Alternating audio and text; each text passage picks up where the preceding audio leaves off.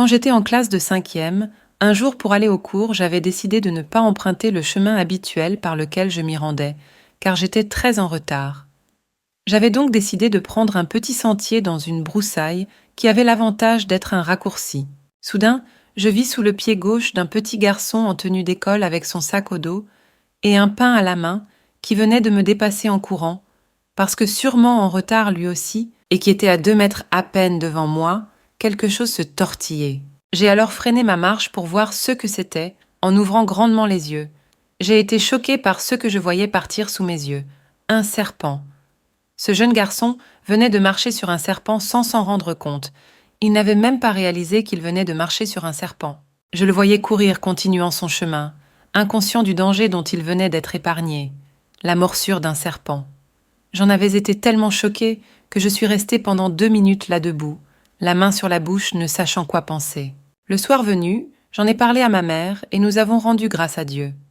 Pendant ma prière personnelle, je remerciais Dieu encore d'avoir sauvé la vie de ce jeune garçon. En mon cœur, je m'étais dit qu'étant donné que ce dernier n'avait pas réalisé la grâce de Dieu pour lui, et qu'il ne pouvait donc pas lui dire merci à cet effet, il était de mon devoir de le faire à sa place. Et quand je finis cette louange merveilleuse à mon Dieu, j'ai entendu clairement en moi cette voix très distincte de moi me dire « C'est ainsi que Dieu vous protège, vous ses enfants, tous les jours à votre insu. » Et là, brusquement, comme si un voile tombait de mes yeux, je réalisais que nous les humains sommes injustes envers Dieu quand nous ne lui rendons grâce, que pour les bienfaits dont nous avons été des témoins oculaires.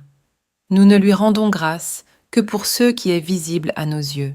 Je voudrais donc te dire, mon frère, ma sœur, que sa protection dont il nous donne la garantie dans le psaume 91 est une réalité. Dieu veille sur ses enfants, c'est une vérité.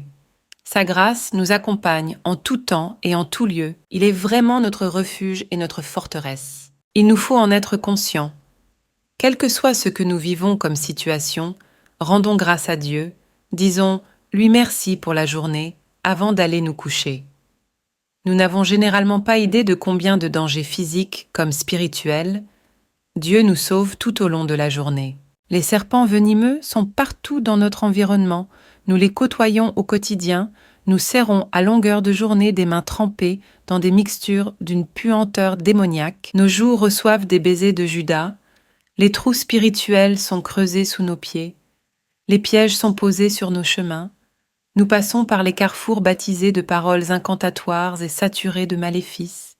Nous humons des parfums de mauvaise odeur diffusés par la jalousie de certains amis, parents, collègues, collaborateurs, et j'en passe. De tous ces dangers, Dieu nous préserve. La nuit venue, contre les esprits perturbateurs de sommeil, de repos mérité, il nous défend encore. Sachons remercier Dieu en tout temps, en tout lieu et en toutes circonstances pour sa présence à nos côtés. Seigneur Dieu éternel et tout-puissant, tu veilles sur nous, nous le savons. Tu es notre rempart, tu es notre protection, notre abri sûr, tu nous assures la victoire. Plus jamais nous ne voulons attendre de voir avant de te dire merci. Nous voulons simplement pouvoir te dire merci tous les jours. Amen. Portion de vie, témoignage, la chaîne de diffusion de témoignages, d'expériences vécues sur le chemin de la foi et d'accomplissement de soi. Abonnez-vous à notre chaîne et partagez ce témoignage avec vos amis et connaissances. Ensemble, célébrons la grandeur de notre Dieu et que notre foi en soit fortifiée.